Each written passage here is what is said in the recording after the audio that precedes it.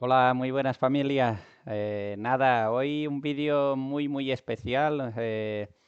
Martín Crouchy homenajeando a Dorevsky, ¿no? Una partida extraordinaria que le ha servido para proclamarse subcampeón de España, un éxito para el ajedrez balear, empatado con su buen amigo Pau Marín, que quedó tercero, y a medio punto de Jaime Rey, brillante campeón de España.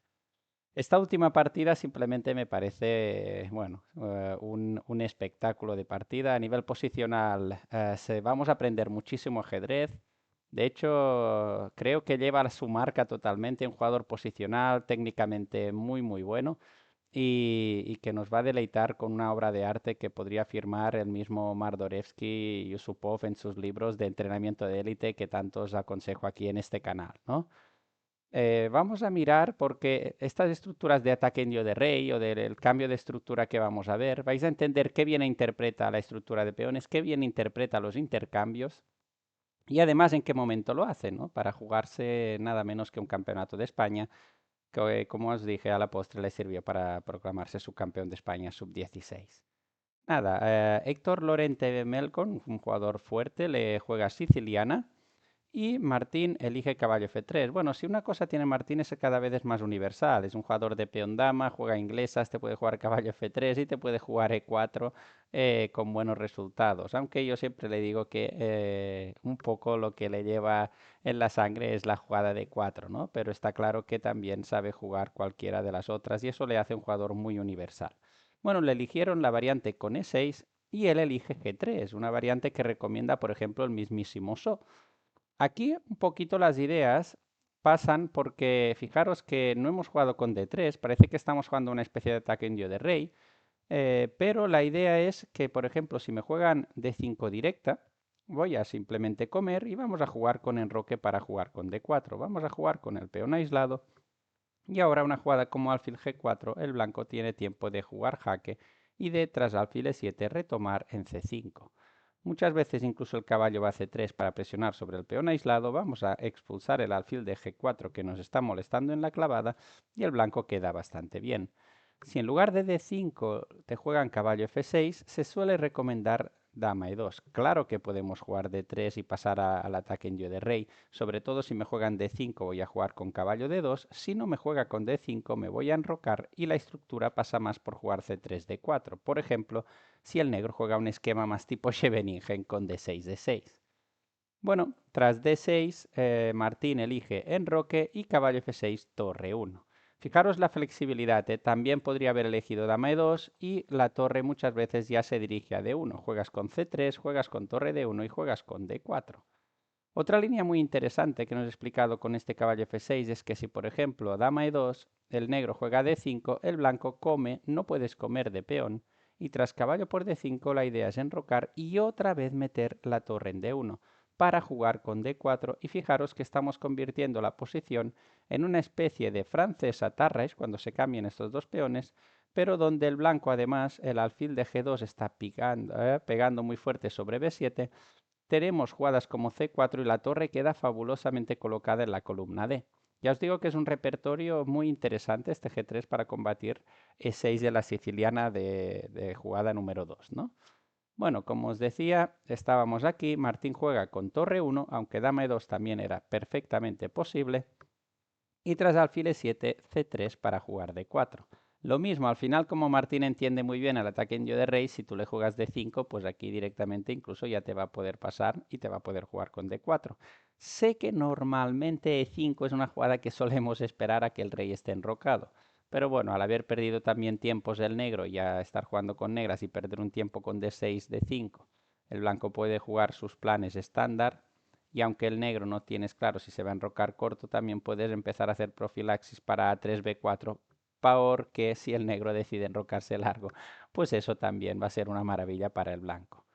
Bueno, le juega con E5 para evitar este D4 o para tenerlo un poquito más controlado y H3. Fijaros la diferencia de profilaxis entre los dos jugadores. Vais a ver la diferencia de nivel en estos aspectos, en estas jugaditas. H3, ¿para qué sirve H3? Para controlar mucho mejor D4. Quiere hacer D4 en buenas condiciones y no quiere que le vayan a incluso en algún momento poder cambiar el alfil por el caballo y que tenga el dominio de la casilla D4. Juega con mucha paciencia y prepara la jugada D4. De hecho, aquí incluso caballo A3, caballo C2 también era interesante para meter D4, pero Martín elige ya la jugada D4. Bueno, y aquí viene el primer error importante. Hubo mucha diferencia en la comprensión de los intercambios durante la partida. Aquí, por ejemplo, el negro debería haber tomado E por D, que es una jugada un poco fea, porque dices, ostras, me estoy dejando el peón aislado, pero ahora puedes quitártelo directamente. Y bueno, el blanco estará ligeritamente mejor, pero el negro tiene buenas piezas si por ejemplo avanzas, y lo mismo en caso de cambiar. Parece que las piezas negras pues no tienen nada que envidiar a las piezas blancas y hemos solucionado principalmente el alfil de C8, que es el gran problema.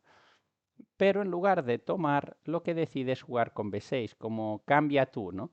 Y aquí viene otro momento muy interesante. Martín podría haber jugado D5, pasando a una especie de estructuras más de española, que de siciliana, ¿no? Fijaros que ahora, por ejemplo, caballo B8 sería normal para reciclar el caballo y buscar algo como caballo 8, maniobras típicas para buscar algún día F5, pero tras A4 finiquitas, controlas totalmente el flanco de dama y ahora el caballo ya se puede dirigir a casillas muy molestas, incluso buscar planes con B4 y donde el caballo también puede buscar H4 y tendrá que jugar algo como G6 y pues después de provocar G6, algo como alfil H6, dama D2 y volver con el caballo en F3, prácticamente dejaría atado totalmente. Fijaros, ¿no? Si en lugar de alfil D2 juego caballo H4, también este plan para buscar los B4 y A5 y destrozar totalmente el flanco de dama, también daría posiciones muy muy buenas para Martín.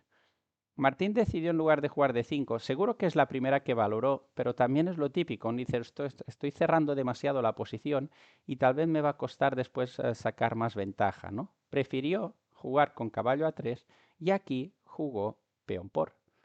Este cambio de estructura de peones ya es muy típica de lo que os decía de cuando Dorevsky te explica el ataque en yo de rey. Aquí todo se va a basar en la casilla de 5.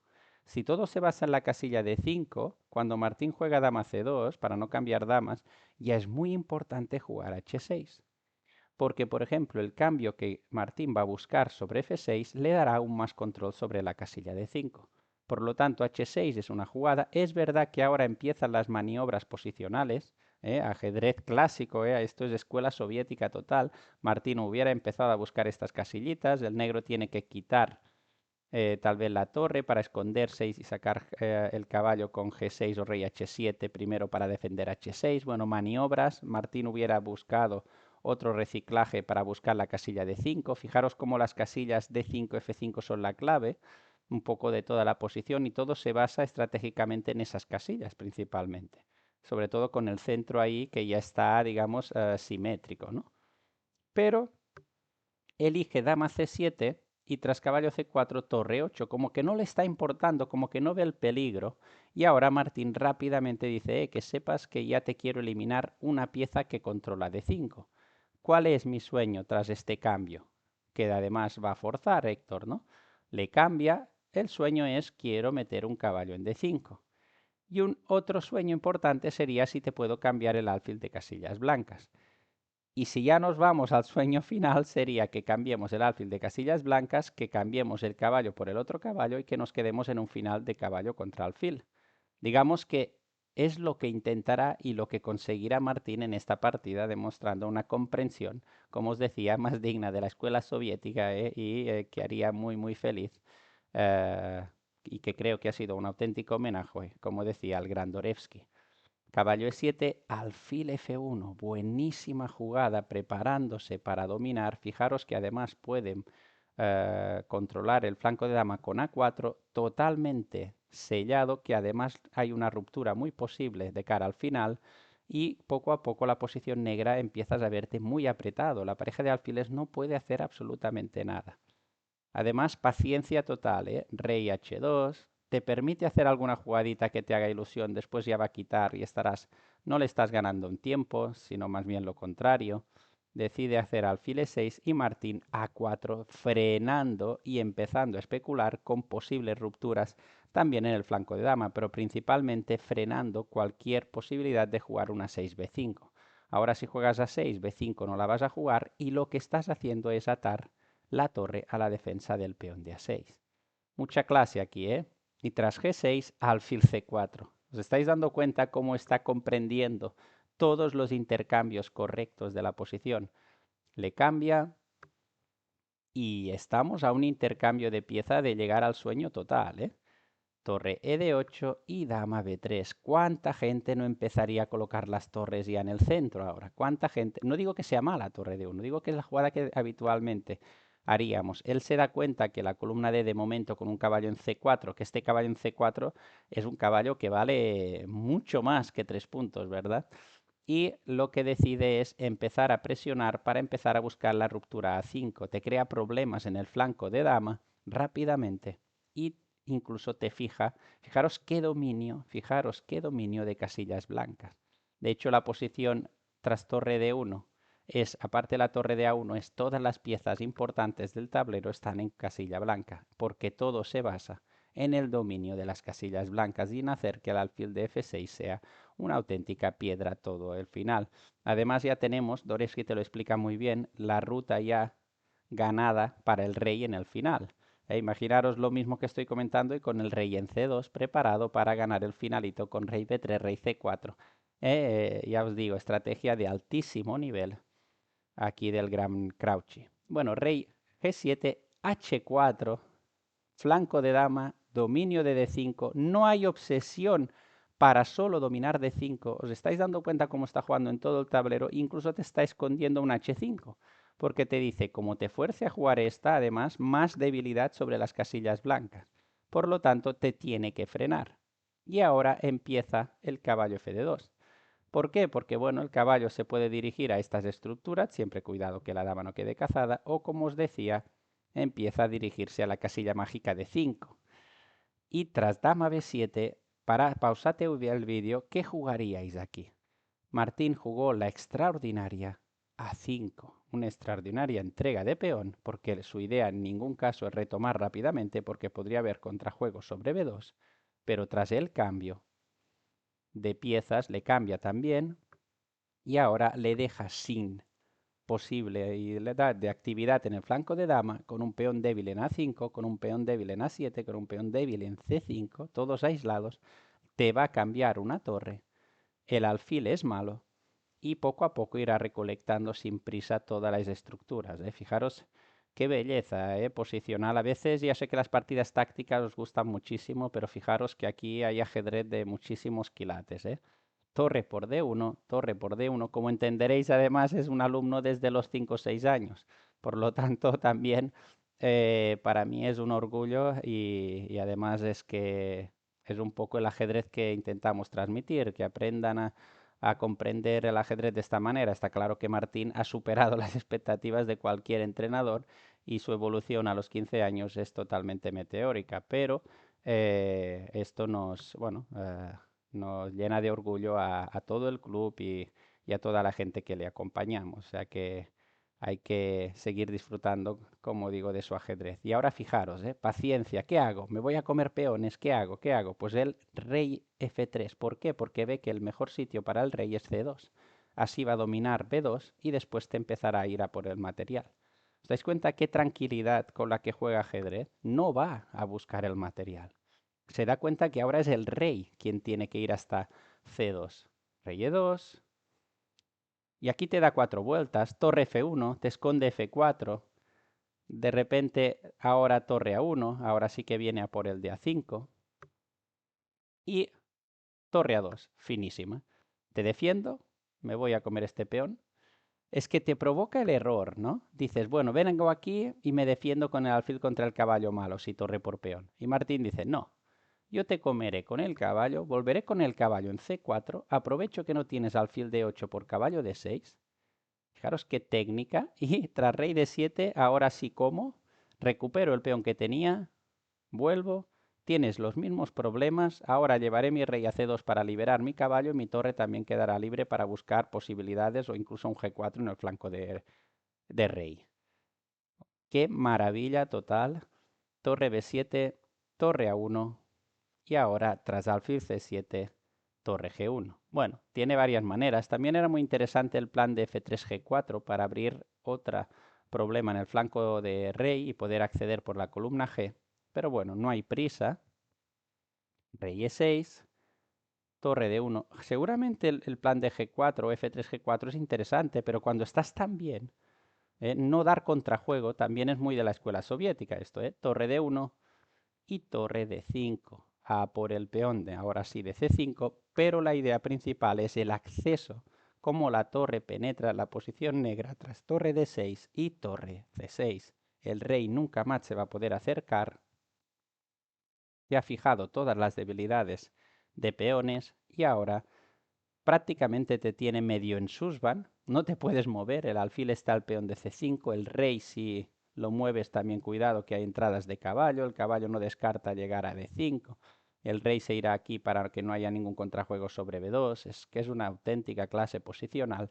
Y tras torre B7, torre C8, además ya hay apuros de un poquito de tiempo del negro y jugar esta posición bajo, bueno, aunque te den 2 horas, supongo que no la vas a defender, pero con poco tiempo imaginaros qué tortura es que te estén dando vueltas y te estén ahí apretujando a lo Karpov, a lo Kramnik, ¿verdad? A estos jugadores tan técnicos. Alfil C7, torre H8 para torre H7 y ahora este está débil, te vas a quedar totalmente clavado, tienes que quedarte en F8 para que no te limpien todos los peones del flanco de rey y Martín tranquilamente dirige su rey a defender el punto de B2, el único punto donde el negro puede molestar algo. Fijaros qué desastre de alfil toda la partida. Decidme vosotros lo que vale este alfil. Y tras torre A7, torre D7, muy fina otra vez, porque si el rey viene, como pasó en la partida, ahora va a por este. Otra vez, no busca aquí a ver, tengo que ganar con caballo D6 para caballo B5, para no sé qué, no fuerza nada, que seguramente también gana, no fuerza ir a por este peón, que seguramente también gana. Lo hace muy fino, muy limpio todo, y tras rey E8, torre G7, me como peón, me lo como porque no me da miedo, me voy a por el otro, y tras torre F3, torre F5, torre F3, torre D3, en caso de que el rey me busque la torre, me escapo por esta ruta, sigo, tengo 2 peones de más, tienes los mismos problemas, no te puedes mover. Y evidentemente Héctor Lorente Melcon aquí abandonó. No sé ni qué decir, ¿no? Simplemente enhorabuena Martín, enhorabuena a toda su familia, enhorabuena a toda la proyección que tiene, que es extraordinaria, enhorabuena a todo el ajedrez balear, enhorabuena a todo el club y a toda la gente que le acompaña, enhorabuena también a Ches Menorca por tener la suerte de compartir y de ayudar a Martín a crecer. Y nada más, un abrazo muy muy grande, subcampeón de España, Martín Krafschi. Un abrazo muy grande y hasta el próximo vídeo. Un saludo.